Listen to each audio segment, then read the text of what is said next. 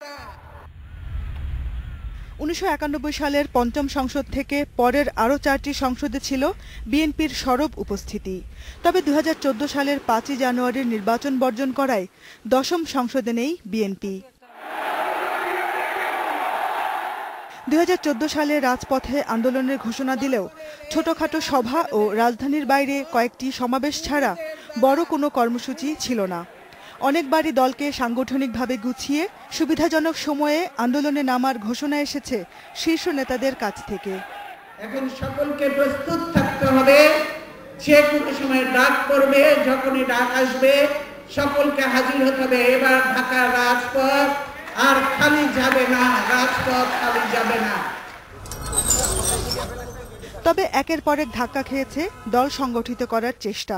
পুনর্গঠনের অংশ হিসেবে 18 জুলাই ঢাকা মহানগর কমিটি ঘোষণা করা হয়, কিন্তু এরই মধ্যে নেতৃত্বের কোন্দল এবং সংঘাতের খবর বেরিয়েছে সংবাদ মাধ্যমে। মানুষ ব্যক্তি স্বার্থে এর ব্যাখ্যাগুলোকে ছড়িয়ে দিয়েছে, আসলে কোনো গ্রুপ নাই। আন্দোলন সংগঠিত করতে তেমন তৎপর ছিল না মহানগর কমিটি।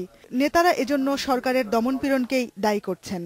2014 সন বিএনপির জন্য একটি অত্যন্ত দুঃসহ ও বেদনাদায়ক বছর ছিল। এই বছরে সরকারি নির্যাতনে দলীয় নেতাকর্মীদের মনোবল ভাঙার জন্য সচেষ্ট ছিল। দলের ভারপ্রাপ্ত মহাসচিব মনে করেন, সরকারের নির্যাতনের কারণে এবছর রাজপথে সক্রিয় হতে পারেননি তারা।